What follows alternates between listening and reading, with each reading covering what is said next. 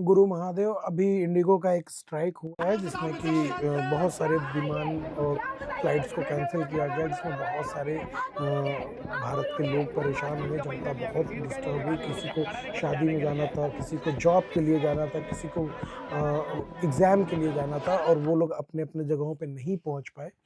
बहुत सारी दिक्कतें हुई और लोग परेशान भी हुए। आपके भी संज्ञान में ये सारी चीज़ें आई होंगी। मेरा कहना ये है गवर्नमेंट से भी, आप लोगों से भी, आप अपने अंतर्मन में सोचिए कि एक कंपनी जिसकी लगभग मोनोपोली थी, इंडिगो में बाहर की कंपनियों का 60% स्टैक था और जिसकी वजह से मतलब भारत सरकार की बात नहीं मानने के लिए ये आमादा थे और भारत सरकार को ही ब्लैकमेल करने पे लग गए थे कि नहीं हम तो ऐसा ही करेंगे, हम आपकी बात नहीं मानेंगे, क्या कर लेंगे आप? इस पे जो भी विवाद होना है वो हो रहा है, गवर्नमेंट इस पे लगी हुई है, काम कर रही है। लेकिन ये सवाल और ये मुद्दा सिर्फ़ इंडिगो का नहीं है। आज भारत में बहुत सारी ऐसी कंपनियाँ वो लड़ रही हैं अपनी मोनोपोली बनाने के लिए लड़ रही हैं, लेकिन मोनोपोली बनने पे दिक्कतें क्या-क्या हो पाएँगी, हम इस पे बात करेंगे।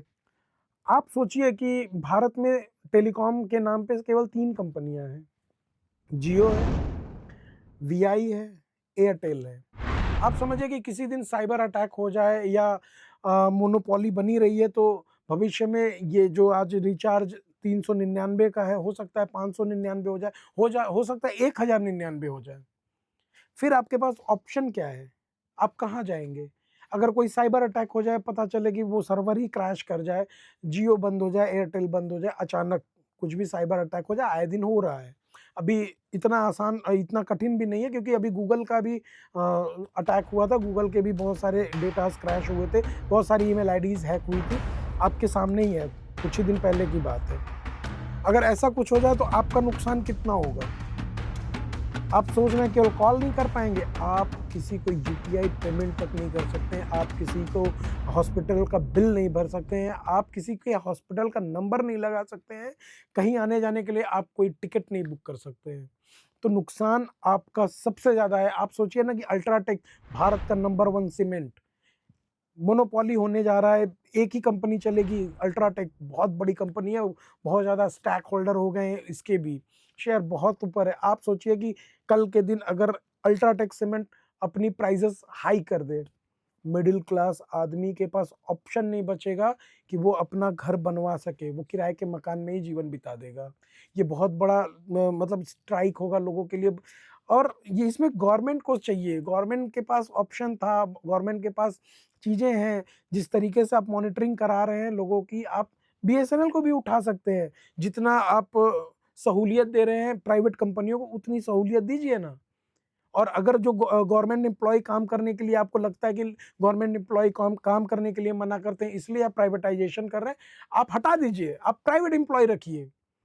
आप मॉनिटर करिए, जैसे और प्राइवेट कंपनियाँ कर रही हैं, आप कर सकते हैं। आप उनको मॉनिटर करिए कि भई ज़्यादा काम जो नहीं करेगा उसको हटा दिया जाएगा। नए लेबर लॉ के तहत आप काम करा ही रहे हैं, सब कुछ कर रहे हैं, आप वैसे कराइए। आप मॉनिटर करने के लिए एक अलग टीम बिठाइए, सब कुछ करिए, लेकिन गवर्नमेंट की बहुत सारी चीज़ें जो चल रही थी, वो इसलिए मिडल क्लास या लोअर मिडल क्लास यूज़र उसको यूज़ कर सके, उस सहूलियत के लिए थी।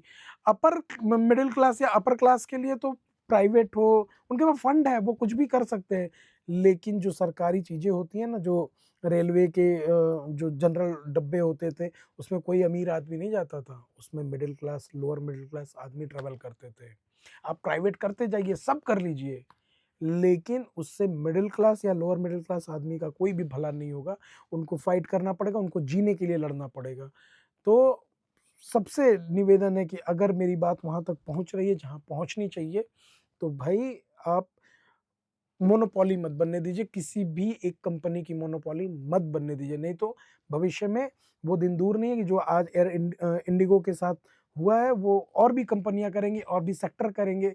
जैसे अभी आप सोचिए ना कि ट्राई बनाई किस लिए गई थी? Telecom regulatory authority of India इसलिए बनाया गया था कि लोग अपनी बातों को रख सकें और टेलीकॉम कंपनी और यूज़र के बीच में एक समन्वय बैठ सके। ऐसा हो पाया? आप सोचिए ना कि आज आपका नेटवर्क नहीं पकड़ रहा है, आप 5G का पेमेंट कर रहे हैं 5G का और यूज़ आप 3G भी नहीं कर पा रहे हैं, 3G की भी स्पीड आप यूज़ नहीं कर पा रहे हैं। आप पेमेंट 5G कर रहे हैं, एडवांस पेमेंट कर रहे हैं।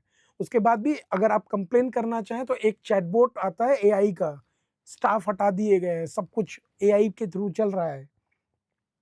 और वो एआई क्या करता है, आपको सिर्फ़ और सिर्फ़ एक ही लिखा पढ़ा रटा-रटाया ज्ञान आपको ढकेल देगा, आप क्या करेंगे? कुछ नहीं कर सकते हैं। आप एक कंप्लेन तक नहीं कर सकते हैं। आप अगर एक नॉर्मल आदमी है तो क्या है, सर्वाइवल पे चल ही रहा है कि ठीक है यार, किसी का नेटवर्क नहीं पकड़ रहा है, मेरा भी नहीं पकड़ रहा है। आप गौर से देखिए ना कि लाखों यूज़र ऐसे हैं जिनका नेटवर्क नहीं चलता है, जो 5G का रेट तो पे करते हैं, 5G का चार्ज तो पे करते हैं, लेकिन वो यूज़ नहीं कर पाते हैं 5G।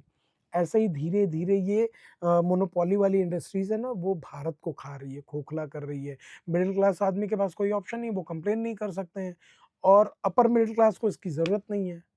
उनका तो अपना खुद का चल रहा है, बढ़िया। उनके पास 10 फ़ोन है, 10 कंपनियाँ हैं, 10 रिचार्ज करा ले रहे हैं।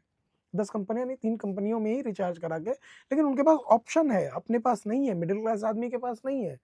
तो गवर्नमेंट को ये चाहिए, ये इतना ध्यान देना पड़ेगा गवर्नमेंट को कि नहीं, अगर मोनोपोली बन रही है, तो उसको रोके, इसीलिए रेगुलेटरी बनाई जाती है। लेकिन यहाँ पे ट्राई का क्या है, कोई रोल ही नहीं समझ में आता है मुझे खुद ही। वैसे ही सीमेंट में आ जाइए, आप किसी भी और भी कंपनियों में आप देखिए धीरे-धीरे वो अपने मोनोपोली पे आने लग रहे हैं। तो गवर्नमेंट से निवेदन है कि अगर वो इस बात को सही-सही तरीके से समझ पाए, तो प्लीज़ ट्राई पे भी ध्यान दें और टेलीकॉम इंडस्ट्रीज़ पे ध्यान दें, उन पे कैपिंग लगाए क्योंकि यूज़र्स जो हैं वो पे तो कर रहे हैं पहले। बहुत सारे यूज़र ऐसे हैं जो 1 साल का रिचार्ज इकट्ठा करा लेते हैं, लेकिन उनको सर्विस नहीं मिल पाती है। बहुत सारे यूज़र हैं जो 3 महीने का रिचार्ज पहले कराते हैं। भई पेमेंट तो हर कोई पहले ही करेगा ना और पहले करने के बाद सर्विस कुछ नहीं मिल रही है, तो क्या कर सकता है इसके लिए?